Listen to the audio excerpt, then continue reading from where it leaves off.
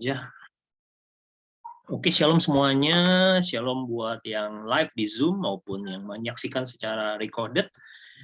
Hari ini, hari Selasa, GIC 4.0 dimulai tanggal 16 Agustus ya. Besok kita merayakan Hari Kemerdekaan Republik Indonesia yang ke-77 ya. Tentunya kita sangat bersuka cita hari ini kita melakukan ibadah GIC.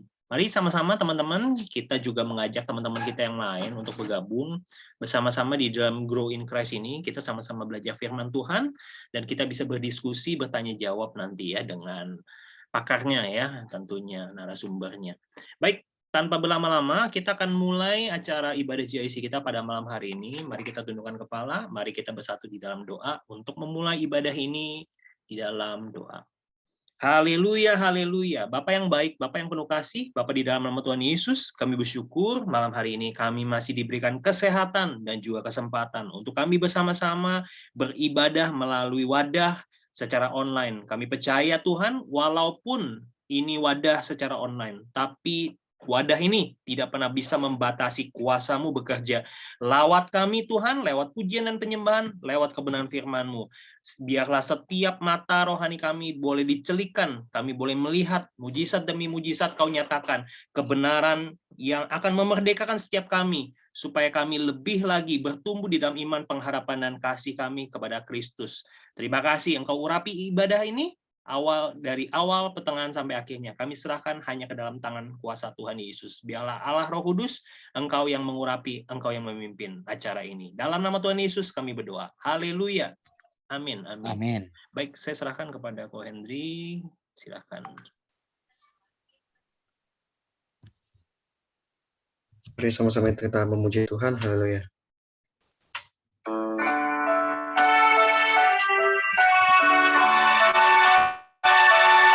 Untuk selalu Bapa setia dan hidup kami, Yesus.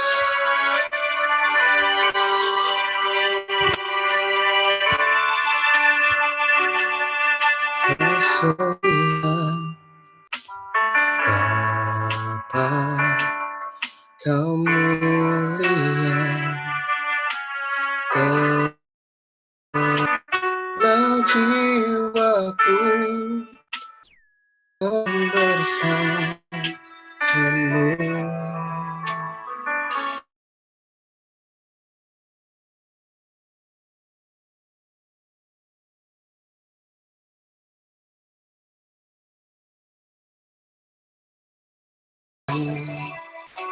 Tenanglah jiwaku dalam hatimu.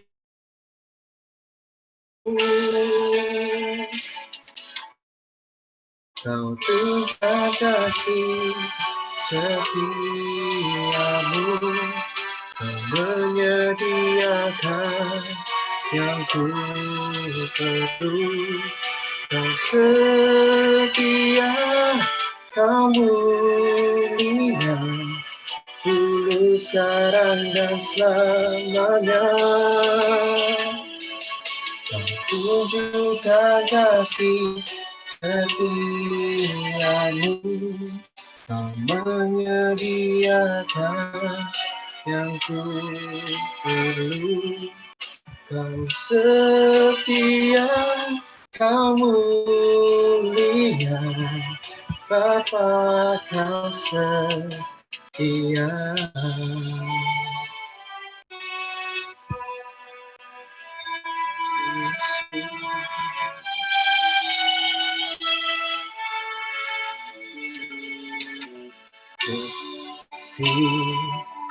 Dari harta Kau segalanya,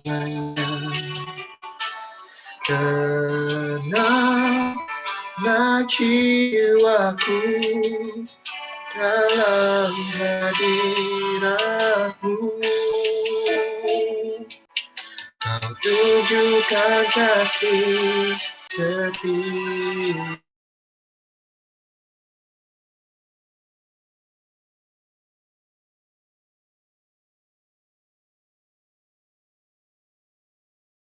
Kau mulia, dulu, sekarang, dan selamanya. Kau tunjukkan kasih setiamu, kau menyediakan yang ku perlu. Kau setia, kau mulia, Bapa, kau setia. Kau setia. Terima kasih Yesus.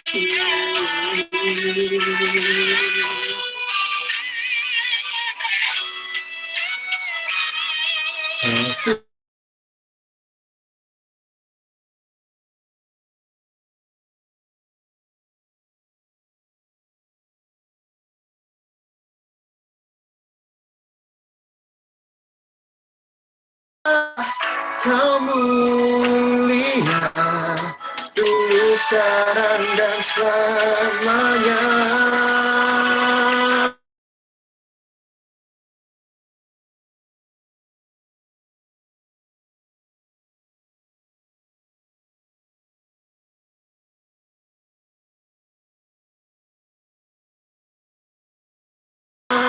Setia, kau mulia,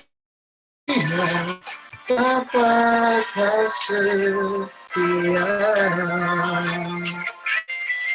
Kau setia, kau mulia, kau setia, kau mulia, kau setia, kau mulia, Bapa, kau setia. Oh. Silakan yang membawakan firman. Mari sama-sama kita berdoa. Benar Bapa, sungguh Engkau Bapa yang setia di dalam kehidupan kami, dan kasih-Mu tidak pernah berkesudahan dari dulu, sekarang, sampai selama-lamanya di dalam kehidupan kami, Tuhan. Tuhan, kalau sebentar kami akan sharing firman-Mu, biarlah Roh Kudus sendiri yang memimpin, memberikan hikmat, memberikan pencerahan, memberikan pewahyuan buat setiap kami, untuk kami boleh sama-sama mengerti apa yang kami sharingkan pada malam hari ini, dan kami percaya ada sesuatu yang akan Engkau singkapkan buat setiap kami pada malam hari ini. Terima kasih Bapak, kami serahkan semuanya hanya ke dalam tangan Tuhan Yesus, dari awal, pertengahan hingga akhirnya hanya ke dalam tangan Tuhan Yesus sendiri. Terima kasih Bapak, kami mengucap syukur hanya di dalam nama Tuhan Yesus Kristus, yang percaya sama-sama katakan amin. Shalom semuanya, malam hari ini kita sama-sama akan membahas tema GIC kita yang berjudul Kemerdekaan di dalam Kristus. Di muka bumi ini tidak ada seorang yang suka hidup di bawah peraturan dan undang-undang. Maka dari itu salah satu karunia dari Tuhan adalah kehidupan oleh Roh Kudus. Dijelaskan di dalam 2 Korintus 3 ayat 6, bahwa ada satu perjanjian baru yang tidak terdiri dari hukum yang tertulis, tetapi dari roh, sebab hukum yang tertulis mematikan, tetapi roh menghidupkan. Perlu dipahami kalau hidup menurut hukum Taurat atau usaha apapun tidak akan membawa kepada keselamatan. Jadi keselamatan hanyalah anugerah melalui pengorbanan Tuhan Yesus Kristus di atas kayu salib. Setelah naiknya, Tuhan Yesus membuat peranan Roh Kudus menjadi sangat penting. Karena Roh Kudus yang memberi peringatan akan dosa dan mengingatkan akan dosa, menginsafkan, yang kemudian membawa kita kepada pertobatan yang memerdekakan dalam kebenaran, di dalam kebenaran. Jadi kemerdekaan itu diberikan secara gratis oleh Tuhan, tapi bisa juga dengan mudah hilang dari hidup kita kalau kita lupa untuk terus berusaha atau mengusahakan dan mengerjakan keselamatan itu dengan takut dan gentar. Kita bisa lihat di ayatnya di Filipi 2 ayat 12. Dalam momen kemerdekaan ini, mari kita lihat ada 3 dosa yang tidak terampuni menurut Alkitab. Yang pertama, dosa yang tidak diakui dan ditinggalkan. Jadi dosa yang tidak terampuni menurut Alkitab, yang pertama adalah dosa yang tidak diakui. Syarat agar seseorang bisa diselamatkan oleh dia harus percaya Tuhan Yesus serta bertobat dari dosa-dosanya. Bertobat bertobat di sini maksudnya adalah meninggalkan dosa dan berkomitmen hidup bagi Tuhan. Dan mencakup juga pengakuan dosa ya. Jadi ada di Alkitab di ayat 1 Yohanes 1 ayat 9 disebutkan gini, yang bunyinya, jika kita mengaku dosa kita, maka Ia adalah setia dan adil, sehingga Ia akan mengampuni segala dosa kita dan menyucikan kita dari segala kejahatan. Jadi jika kita mengaku dosa kita, maka Tuhan itu Tuhan yang setia dan adil gitu. Jadi Dia pasti akan mengampuni segala dosa kita dan menyucikannya dari segala kejahatan. Jadi dosa ini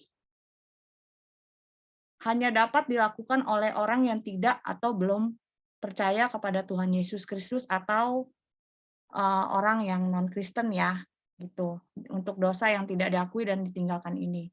Kemudian yang kedua, dosa yang tidak mengampuni orang lain. Ya, di sini mengampuni memang sulit ya, dan rupanya Allah tidak akan mengampuni orang yang tidak bersedia mengampuni sesamanya. Dalam Matius 6 ayat 14 sampai 15 dikatakan, jikalau kamu mengampuni kesalahan orang, Bapamu yang di surga juga akan mengampuni kamu juga. Tetapi jikalau kamu tidak mengampuni orang, Bapamu juga tidak akan mengampuni kesalahanmu. Tuh.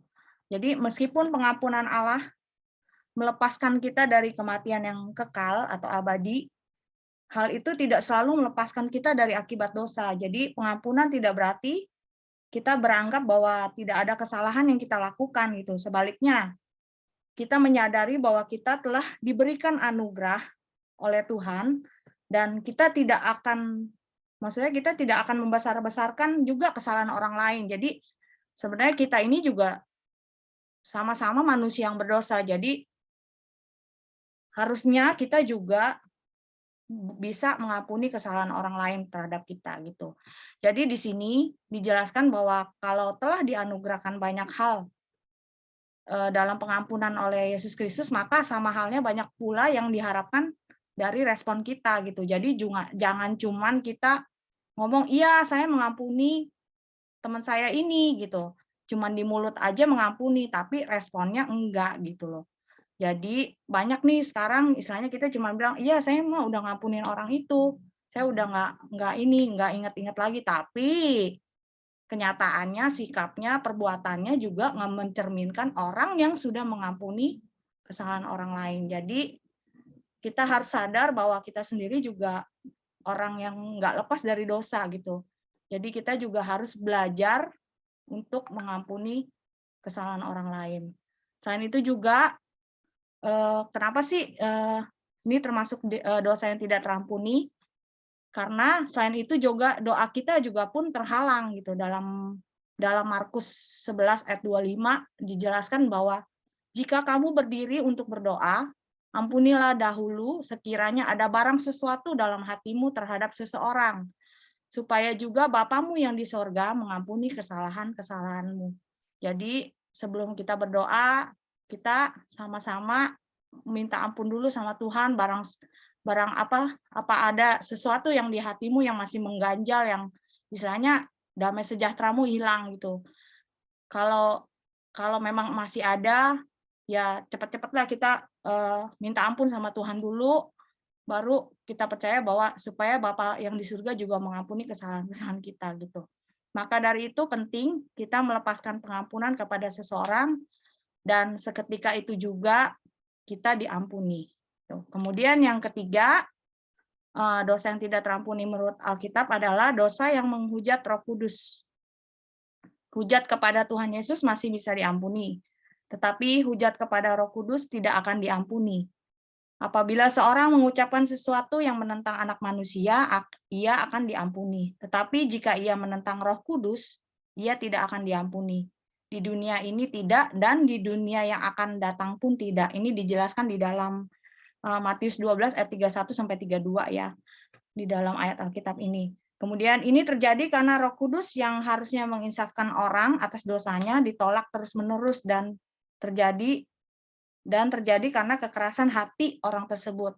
Jadi orang itu apa sih istilahnya nggak mau menerima Tuhan ya, Tuhan Yesus, karena hatinya masih keras dan bebal gitu loh, nggak percaya Tuhan Yesus. Sekali lagi, hal ini kemungkinan besar terjadi pada orang yang tidak percaya atau non-Kristen. Sekian apa yang saya boleh sampaikan pada GIC kita pada malam hari ini. Saya juga tidak akan berlama-lama lagi. Mari sama-sama kita bahas mengenai dosa yang tidak terampuni ini menurut Alkitab, dan kiranya kita semua hari ini boleh belajar sesuatu tentang Roh Kudus dan mana dosa yang tidak diampuni menurut Alkitab. Dan kiranya boleh memberkati teman-teman semua pada malam hari ini. Sekian, terima kasih. Tuhan Yesus memberkati. Amin. Terima kasih buat Cisanti yang sudah menjadi penyambung lidah Tuhan dalam hidup kita pada malam hari ini. Kita terus berdoa, kiranya Cisanti juga diberikan hikmat ya oleh Tuhan untuk bisa terus melayani dan menyampaikan kebenaran firman Tuhan. Mari sebelum kita masuk dalam pembahasan, pembahasan lebih dalam terhadap materi ini, ataupun tentunya berbagi kesaksian, kita juga bisa berbagi kebaikan Tuhan. Mari kita akan doa terlebih dahulu. Mungkin saya minta Bu Tri bisa doakan untuk firman Tuhan dan untuk sharing kita, Bu Tri. Baik, Pastor. Thank you. Mari teman-teman kita bersatu dalam doa. Bapa yang di surga, terima kasih kami naikkan kehadirat-Mu Tuhan atas firman yang telah ditaburkan oleh hamba-Mu, Cik Santi Tuhan, yang telah menaburkan firman-Mu Tuhan kepada kami semua untuk bisa kami dengar dan bisa kami mengerti maupun bisa kami jalankan Tuhan.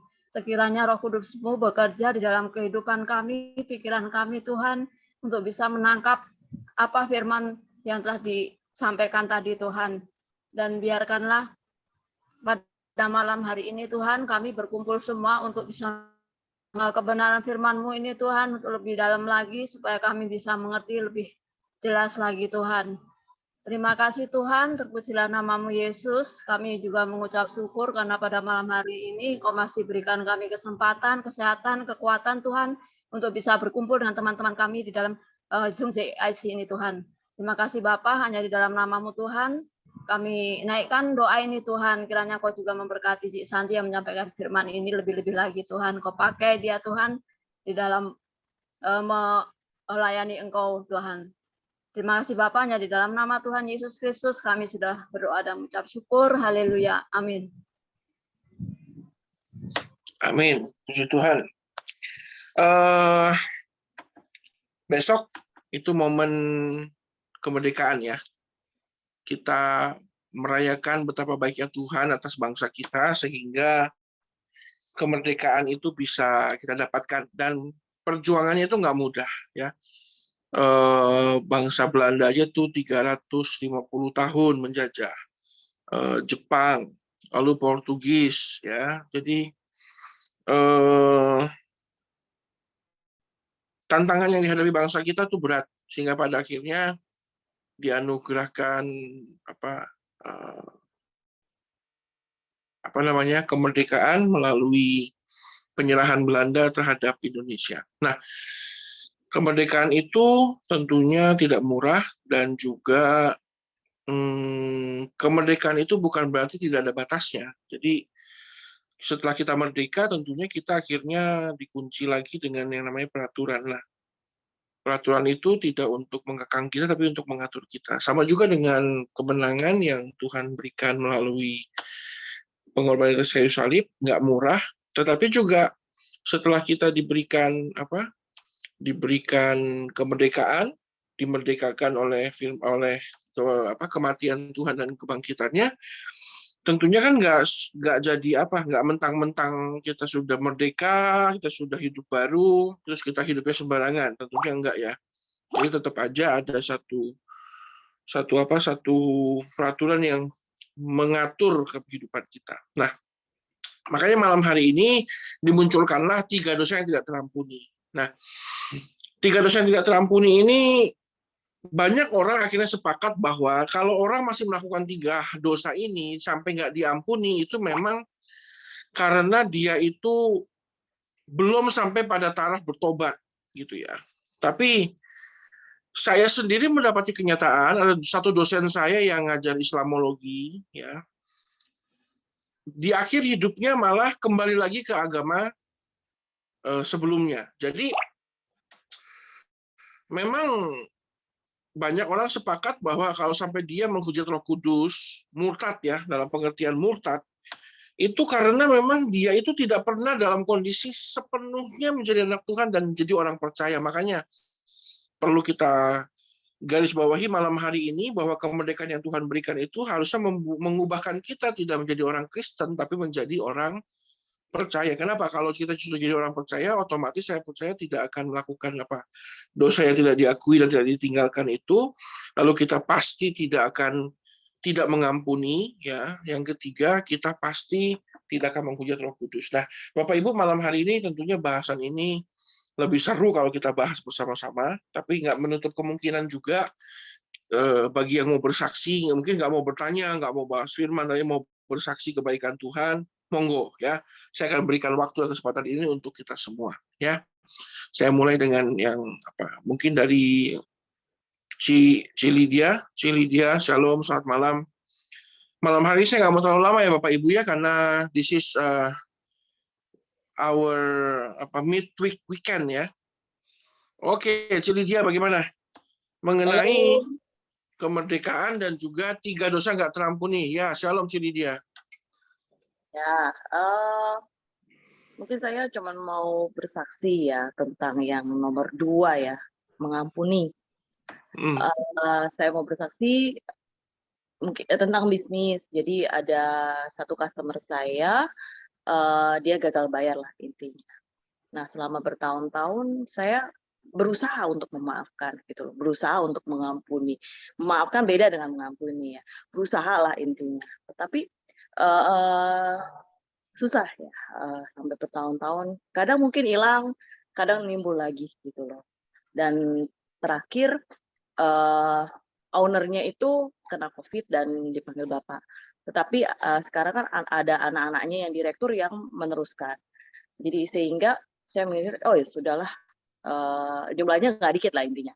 Saya merasa mereka bertanggung jawab dan tidak perlu lagi untuk diperpanjang. Saya udah masukin pengadilan seperti itu kan. Tapi puji Tuhan, Tuhan menegur gitu loh. Untuk apa sih seperti itu gitu kan. Memberi terus kelembutan. Hingga akhirnya ya sudahlah, saya mau berdamai dengan mereka. Kalau mereka bisanya seperti apa, saya coba rindukan dan akhirnya puji Tuhan semua dilancarkan dan mereka mau kok gitu loh dengan yang mereka bisa. Meskipun tidak banyak tetapi setidaknya mereka berusaha dan saya menghargai. Jadi kalau misalnya kita luka dengan seseorang, kita seperti kita yang minum racun tetapi kita mau orang itu yang mati, seperti itu. Kurang lebih ya. Ya. Jadi puji Tuhan sekali. Masuk akal. Jadi yang sakit tuh kita, dia mau cek-cek aja gitu loh. Jadi tidak perlu namanya tidak mengampuni ya, dan itu juga memang Tuhan tidak perbolehkan. Oke, itu aja sih. Iya, kita harus sepakat itu kalau mengampuni itu forgive and forget ya. Jadi mengampuni itu ada 2 elemen yang tidak bisa dilupakan. Jadi kalau kita sudah ngomong mengampuni itu berarti memaafkan dan melupakan gitu. Nah, banyak orang hanya terbatas di memaafkan aja Ci Lydia. Jadi tidak memaafkan itu tidak melupakan, akhirnya jatuh-jatuhnya ya hanya memaafkan doang. Nah, orang beragama lain, orang berkeyakinan lain itu bisa memaafkan, tapi tidak bisa yang namanya melupakan. Itu belum mengampuni gitu ya. Tapi kalau Tuhan kan bekerja buat kita mengampuni dan memaafkan dan melupakan. Jadi good job lah, jadi dia engkau sudah naik tingkat jadinya bisa melupakan. Nah, itu memang sakit ya, tapi ya we have no choice lah, kita harus terus belajar untuk forgive and forget gitu. Nah, tapi saya percaya dengan mungkin pendamaian ini, saya mengampuni dia, dan berkat-berkat itu pasti akan hadir dengan sendirinya. Meski mereka tidak membayar dengan sesuai harapan saya, tetapi pasti Tuhan akan memberi berkat yang lain. Intinya seperti itu. Amin. Amin. Amin. Tuhan nggak kekurangan cara lah ya untuk berkati kita ya. Iya, hanya itu. Yang penting kita memaafkan dan mengampuni. Amin. Amin. Sukses selalu, Cilidia. Semoga kebaikan hatimu juga dibalas Tuhan berlipat-lipat kali ganda. Ya, jangan pernah menyerah. Jangan pernah menyerah, Tuhan berkati. Amin. Amin. Amin. Bapak Ibu, kalau kita nggak mau ngampuni orang, kadang-kadang kita berpikir saya nggak mau ngampunin kamu. Jadi saya mau taruh masalah dalam hidupmu. Sebenarnya kalau kita nggak mau ngampuni orang, malah yang rugi kan kita sendiri. Gitu. Benar. Kayak ada seorang anak yang saya pernah baca satu cerita menarik ya, cerita motivasi lah ya. Bagaimana seorang anak nggak mau ngampuni, itu akhirnya bapaknya itu lihat setiap hari dia marah dengan semua teman-temannya. Bapaknya bilang, kamu itu nggak bisa ngampuni, nggak bisa. Pokoknya teman-temanku itu kurang ajar. Akhirnya bapaknya itu suruh dia bawa satu ransel, tiap kali dia marah sama satu orang dan nggak bisa ngampuni, bawa kentang. Lama-lama ranselnya berat. Tuh. Dan bapaknya bilang, kalau kamu sudah masukin kentang itu, kamu nggak boleh buang kentangnya. Lama-lama jadi busuk kan. Busuk, bau, bahkan mulai keluar ulet, keluar belatung. Sampai anaknya itu jijik sendiri dengan semua kentang yang dia bawa. Ya, makanya bapaknya bilang sama dia, ya seperti itulah pengaruh kamu marah dan tidak mengampuni terhadap hatimu. Hatimu itu ya kayak ransel, bawa beban yang busuk dan bau, dan juga sudah mulai keluar binatang aneh begitu. Anaknya baru sadar gitu. Jadi ya kita jangan nyimpen jangan nyimpen amarah dan juga nggak bisa ngampuni lah, nanti malah keluar belatung. Itu ya Cilit ya. Kalau tanya, banyak yang ngutang sama saya nggak bayar, kalau ditagih kalahkan dia.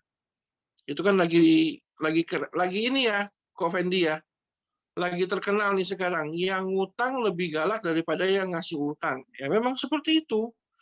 Tapi Tuhan kita kan, wah curcol bener saya itu. Jadi malah lebih galakan dia, malah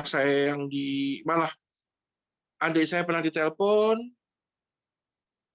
terus orang tua saya pernah ditelepon, padahal sampai orang tua saya bilang, Ton kamu ngutang berapa sih, mami bayarin. Loh, saya tuh bukan ngutang, saya ngutangin orang, kok malah dibilang saya ngutang. Habis telepon mami katanya kamu tuh gangguin dia. Loh, kok malah begitu. Jadi ya begitulah ya, kita hidup di dunia yang aneh. Jadi ya mesti sabar ya Bapak Ibu ya. Puji Tuhan. Terima kasih Cilidia, yang penting sudah bisa ngampuni, masuk surga nanti. Amin. Puji Tuhan. Bu Tri. Piye Bu Tri? Kita lagi belajar ini Bu Tri. Iya, Pastor. Sebenarnya saya nggak ada pertanyaan. Nggak ada, tapi ada kesaksian enggak?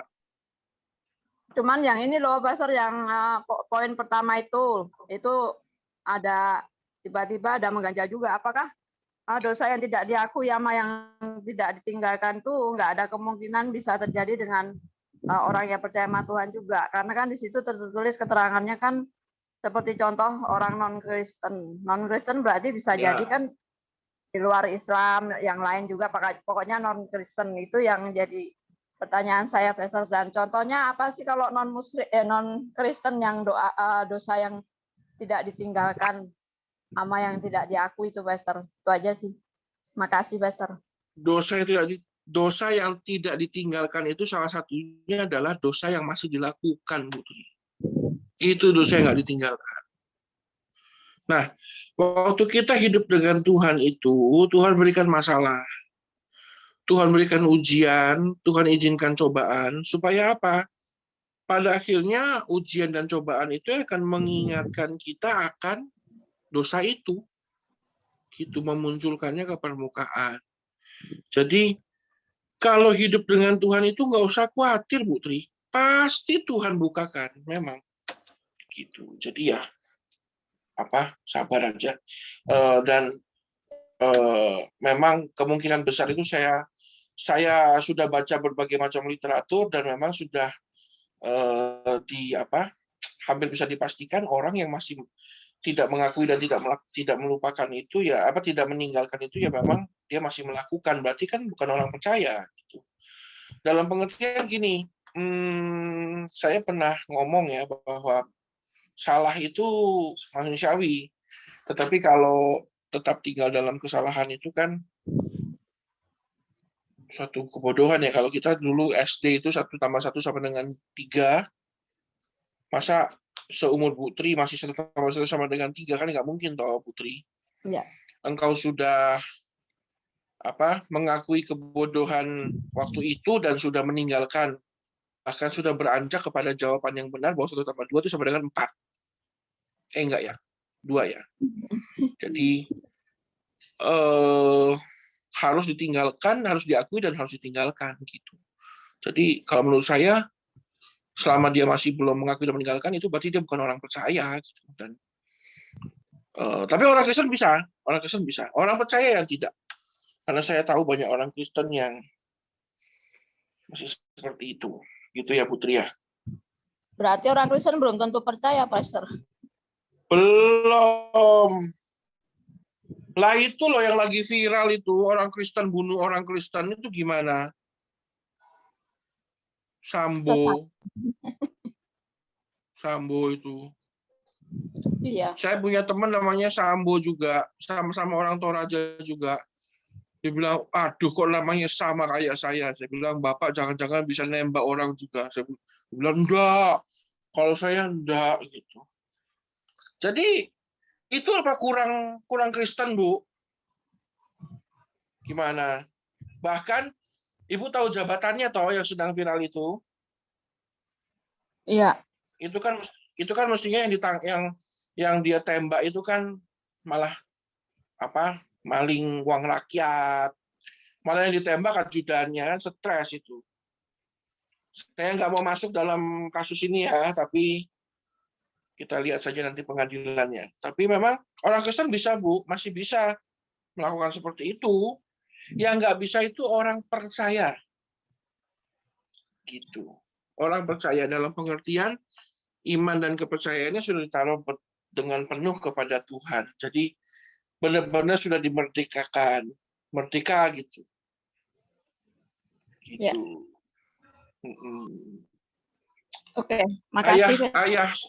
Ayah saya, kakek saya dari pihak ibu dan bapak, termasuk bapakku itu,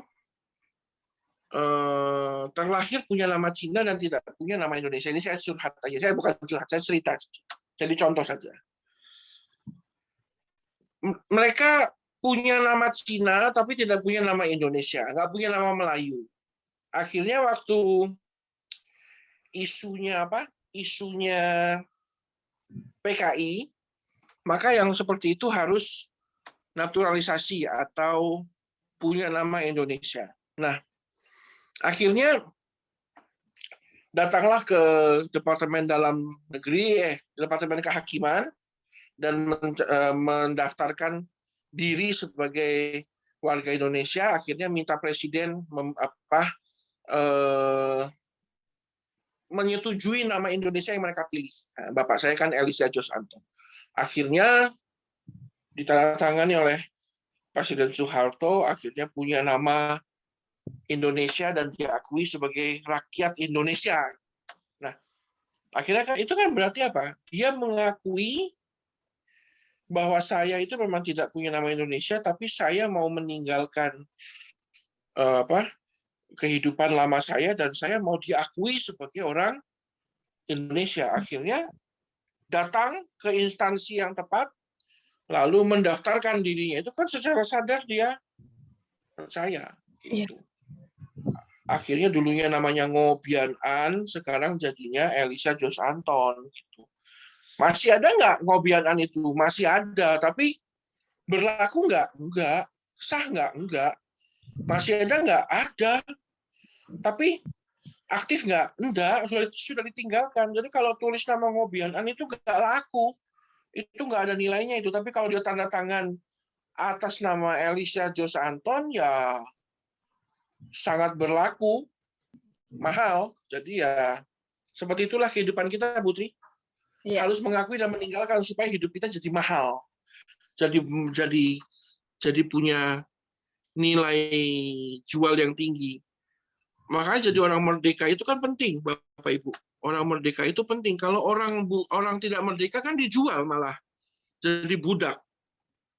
Saya itu nggak tahu, Pak Pastor Fendi pernah nonton nggak film Django?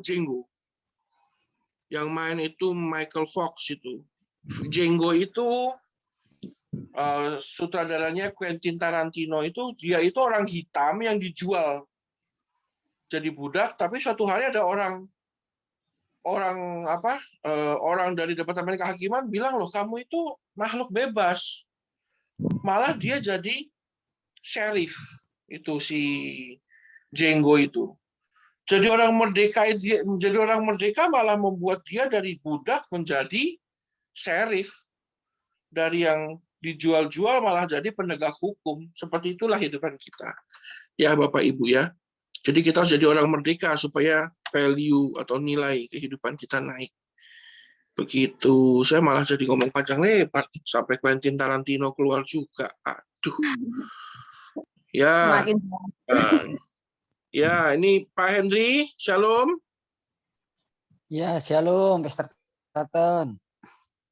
Ya, Pastor Henry. Bagaimana ini tentang kehidupan orang merdeka dan juga 3 dosa yang tidak dirampuni? Iya, ini saya mau bertanya tentang dosa yang tidak diampuni yang menghujat Roh Kudus itu loh, Pastor Taton. Iya. Karena kan Ya. saya ini kan juga belum begitu paham tentang hal ini. Karena kalau yang dosa contoh tidak mengampuni orang lain, saya tahulah fisiknya kelihatan gitu maksudnya.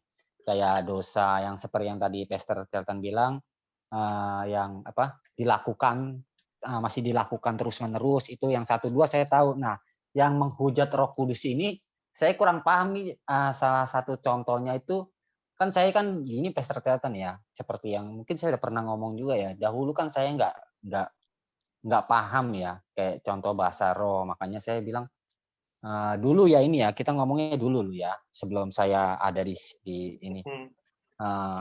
Kalau orang yang mungkin kalau orang yang percaya kita paham bahwa itu adalah salah satu karunia yang diberikan oleh Tuhan. Cuman kan kalau orang luar kan ngelihatnya itu seperti bahasa, wah ini bahasa setan kali gitu ya. Mohon maaf, ini saya ngomong apa adanya aja. Jadi, nah itu apakah salah satu juga termasuk dosa yang menghujat Roh Kudus? Karena saya merasa, waduh ini kayaknya saya termasuk ini kayaknya gitu. Pastor Taton nanya itu aja sih nanyanya. Gini, Pak Henry harus, dan mungkin teman-teman yang lain harus punya satu pemahaman begini. Di dalam hidup kita ini sekarang selamat karena Tuhan Yesus ya. Tapi kan Tuhan Yesus sudah mati dan naik ke sorga ya. Tetapi di dalam tubuh kita ini Tuhan taruh satu benih, satu pribadi Allah yang menempel dengan hidup kita. Itu yang namanya Roh Kudus. Roh Kudus ini yang setiap hari itu ingatkan kita akan dosa, ingatkan kita akan ingatkan kita akan kebenaran. ngasih warning. Kalau ada pelanggaran dia ingatkan. Kalau ada sesuatu yang kurang baik dia akan kasih kode. Nah, yang di dalam ini kita nggak hargai, gitu loh. Kita hujat itu nggak diampuni.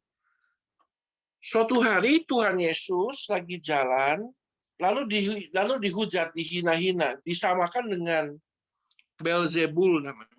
Beelzebul itu penghulu setan versi penghulu Baal versi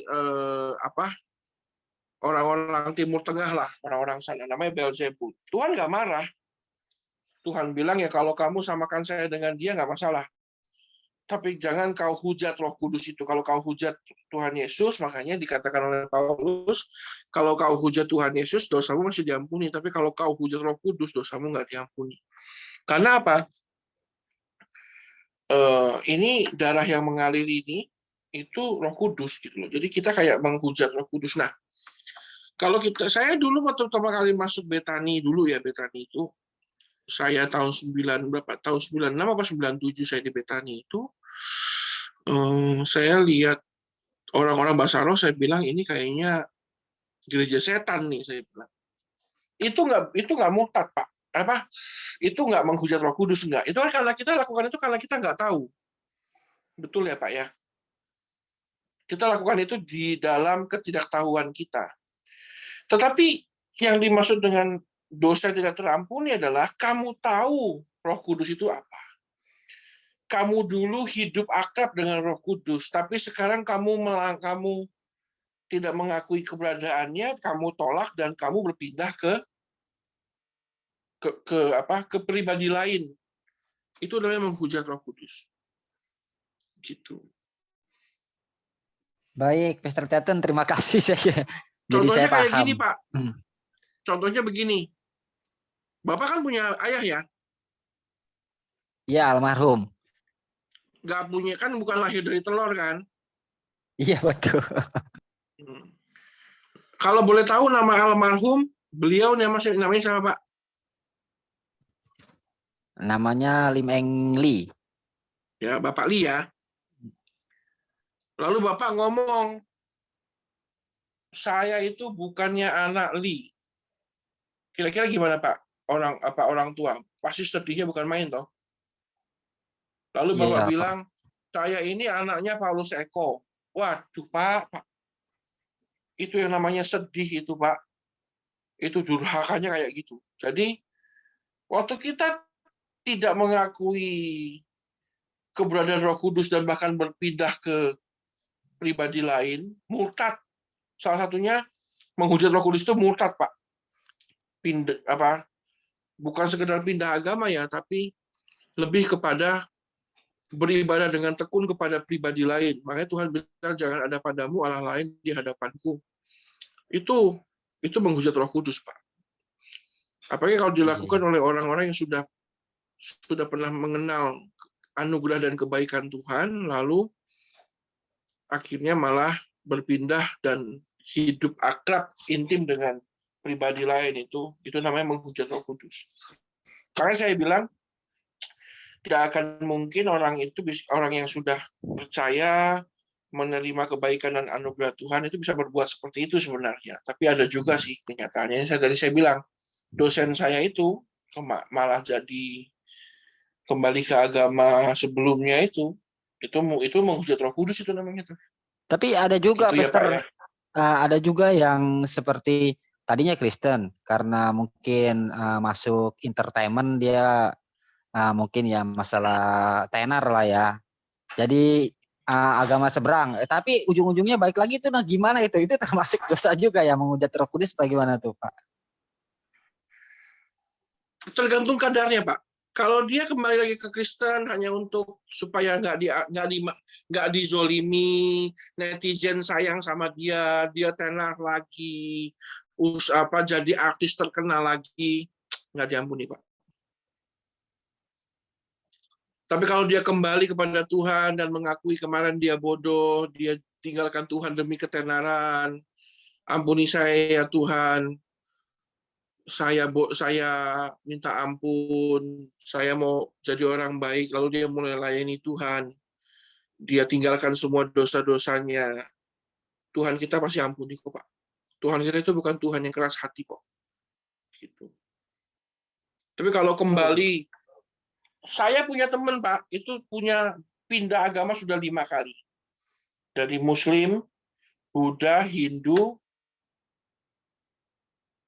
Muslim, Hindu, Buddha, lalu Katolik, balik lagi ke Islam, baru jadi Kristen.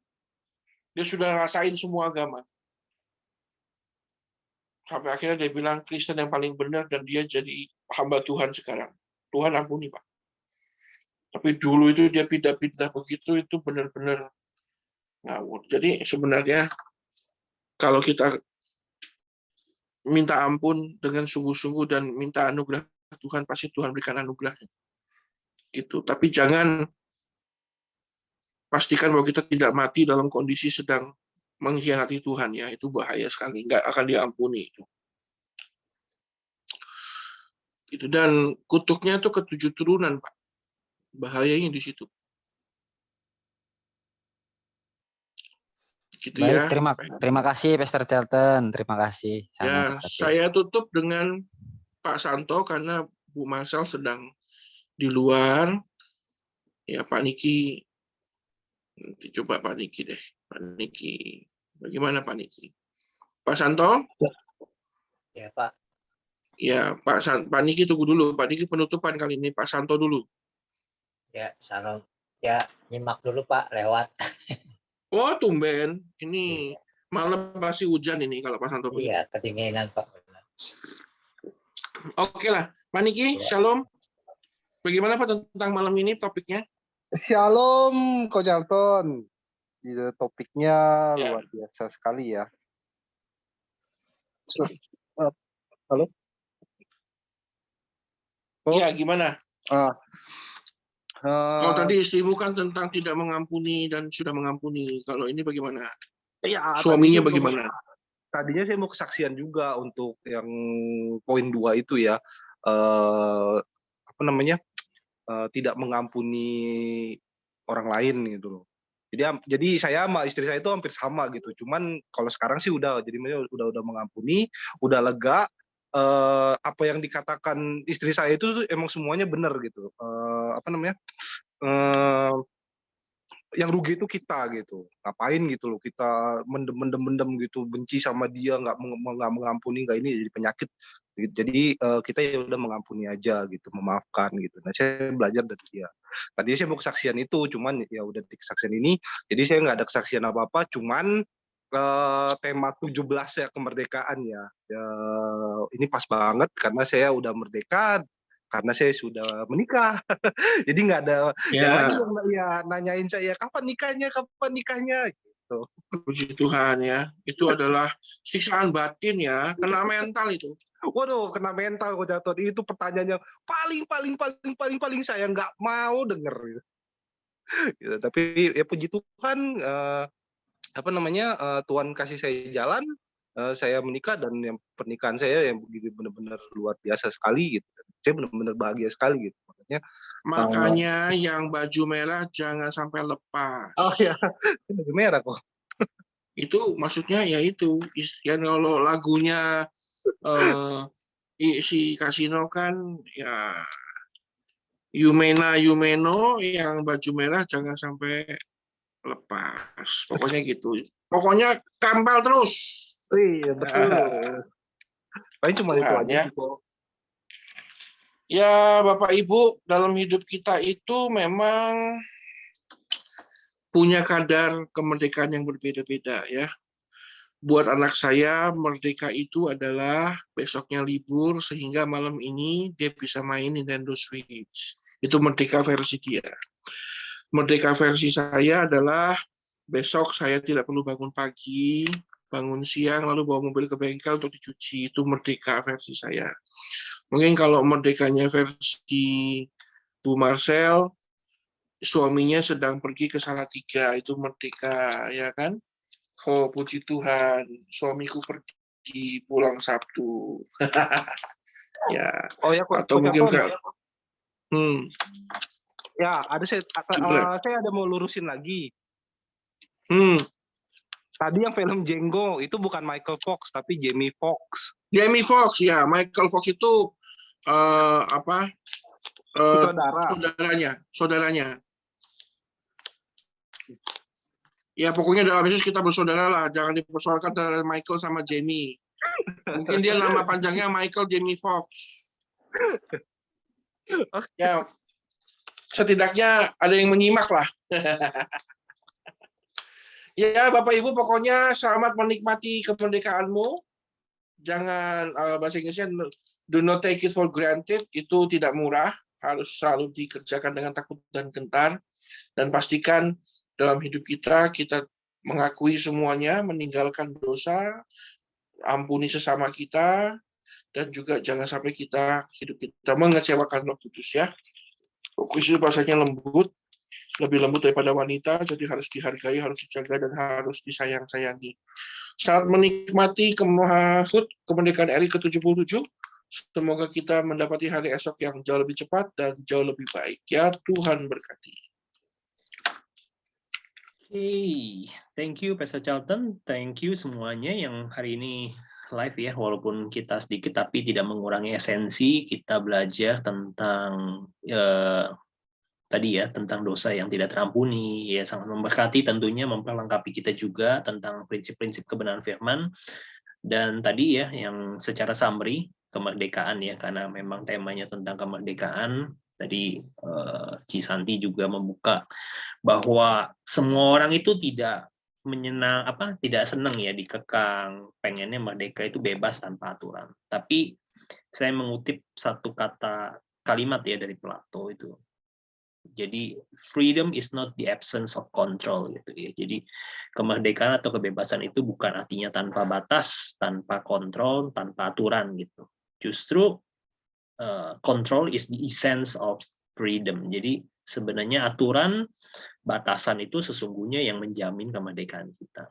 Jadi Tuhan itu sebenarnya memang dari awal membebaskan manusia untuk boleh makan apa aja ya. Kalau kita ingat dalam penciptaan ya, dia memberikan akses buat manusia. Tapi dia membatasinya ya, tentunya ada hal-hal yang tidak boleh dimakan. Ada satu pohon yang ditanam di tengah, itu tidak boleh dimakan buahnya, buah pengetahuan yang baik, pohon pengetahuan yang baik dan yang buruk gitu. Tapi ya memang gitu ya, kita melihat bahwa cikal bakalnya kan manusia itu memang kepo ya, orang bilang ya, pengen tahu, pengen ya selalu yang dilarang jangan, nggak boleh, itu yang bikin penasaran gitu. Ya the power of kepo gitu. Jadi sebenarnya itu awal kejatuhan manusia gitu. Tapi nggak apa-apa, kita belajar hari ini tentang dosa pun kita semerah kirmizi Tuhan sanggup ampuni ya seperti putih seperti bulu domba. Jadi jangan pernah takut untuk mengakui kelemahan kita, jangan pernah juga berpikir kita bisa menyembunyikan kesalahan kita dan pelanggaran kita simpan rapi ya, seperti kita mungkin menyimpan baju gitu ya, karena selalu ada istilah bahwa sepintar-pintarnya manusia menyimpan bangkai ya tetap bau juga gitu. Atau kalau saya mengutip satu kalimat juga ya, sepandai-pandainya bangau terbang ya nanti akhirnya jadi kecap juga gitu. Ya kurang lebih seperti itu. Oke baik, tanpa berlama-lama karena tadi Pastor Santo juga tidak bertanya, saya boleh minta Pastor Santo untuk tutup di dalam doa. Mungkin ada teman-teman yang mau didoakan. Besok kebetulan acara, ada yang mau berniatan keluar kota atau liburan? Pendek ya, hari kejepit ya. Macet kata Cisanti. Oke, ya udah seperti Pastor Charlton, itu pilihan yang benar ya, bersih. Oke, Pastor Santo bisa di-unmute, bisa dipimpin kita untuk doa syafaat. Nanti saya akan tutup dengan doa berkat. Silakan Ko Santo. Mari teman-teman kita bersatu dalam doa. Bapak, kami mengucap syukur buat hari ini, di mana kami sudah beribadah secara Zoom lewat Grow in Christ. Terima kasih Tuhan Yesus buat penyempurnaan-Mu yang begitu dahsyat Tuhan di malam hari ini, di mana kami dimerdekakan, kami dibeli dengan lunas dibayar ya Tuhan atas karya Engkau di kayu salib. Penebusan dosa kami ditebus oleh darah-Mu Yesus. Terima kasih Tuhan Yesus, Engkau telah memerdekakan kami ini. Dan kami tidak akan meninggalkan segalanya itu Tuhan, sebab kami percaya penuh kepada-Mu dengan iman kami dan pengharapan dan kasih kepada Engkau. Terima kasih Tuhan Yesus atas firman yang Kau sampaikan lewat hamba-Nya, Cisanti. Berkati dia Tuhan dalam setiap pelayanannya, berkati dia Tuhan di dalam kesejahteraan bahagia dan keluarganya ya Tuhan. Di dalam nama Tuhan Yesus. Engkau juga memberkati ya Tuhan untuk hamba-hambanya yang melayani, Mr. Charlton, Mr. Pendi ya Tuhan. Begitu juga teman-teman kami semuanya yang mengikuti secara Zoom ya Tuhan. Berkati kami semua ya Tuhan. Berkati keluarga kami ya Tuhan. Baik dari anak-anak kami, istri kami, dan suami-suami kami ya Tuhan. Terima kasih Tuhan Yesus. Engkau memberkati juga keluarga besar semua kami ya Tuhan. Terutama ya Tuhan juga bangsa dan negara kami ini ya Tuhan, menjadi bangsa yang semuanya takut akan Tuhan. Sehingga bangsa kami menjadi bangsa yang adil dan makmur, terus maju, Indonesia jaya ya Tuhan. Terima kasih Tuhan Yesus. Dan besok kami akan memperingatinya, yaitu Tuhan. Biarlah kami menjadi bangsa yang teguh, benar-benar menjadi yang bangsa yang merdeka semuanya Tuhan. Merdeka secara jasmani dan merdeka secara rohani ya Tuhan. Terima kasih Tuhan Yesus. Dan kami juga tidak lupa ya Tuhan berdoa Tuhan untuk Bapak Gembala kami, walaupun dia tidak bersama kami mengikuti secara ibadah ini ya Tuhan. Kami tahu Tuhan maksud dan tujuannya dia untuk datang ke tempat yang dia tuju Tuhan, untuk setiap pelayanannya Tuhan, untuk memerdekakan juga untuk gereja kami ya Tuhan. Terima kasih Tuhan Yesus, memberkati dia beliau Tuhan, memberkati pelayanannya, memberkati ya Tuhan dalam yang menjadi visi dan misinya Tuhan. Dan Engkau juga lindungi ya Tuhan dalam setiap perjalanannya Tuhan, bahkan pulang ke tempat rumahnya dengan selamat tanpa kurang sesuatu apapun. Terima kasih Tuhan Yesus, dan kami akan akhiri semuanya ini di dalam nama Tuhan Yesus. Sebelumnya kami akan menerima berkat yang datangnya daripada Engkau Tuhan, lewat hamba-Nya. Kami persilakan Pastor Stephen. Baik, mari teman-teman semua yang ada di Zoom maupun yang menyaksikan secara recorded, mari kita angkat kedua tangan kita, mari kita terima berkat daripada Tuhan Yesus. Kekasih-kekasih Tuhan, Engkau adalah biji mata Tuhan, mari terima berkat yang melimpah-limpah dari Allah Bapa, Putra dan Roh Kudus, berkat di dalam nama Tuhan Yesus Kristus yang menjadikan engkau kepala, bukan ekor. Engkau ditetapkan Tuhan untuk terus naik dan tidak pernah turun. Apa saja yang engkau kerjakan di dalam bisnis, pekerjaan, keluarga, pelayananmu, Tuhan Yesus buat engkau berhasil dan beruntung. Terima semua berkat yang terbaik, anugerah yang sempurna diturunkan dari Bapa segala terang, yaitu Tuhan Yesus, mulai hari ini sampai dengan selama-lamanya. Di dalam nama Tuhan Yesus, semua yang diberkati Tuhan, mari sama-sama kita katakan amin. Amin. Tuhan Yesus memberkati. Memberkati semuanya. Selamat hari libur. Selamat berlibur teman-teman. Memberkati ya. Terima kasih Ko Niki, Putri, Ko Charlton, Ci Lydia, Ko Santo, Ko Hendri, Ci Marcel. Tuhan berkati semua.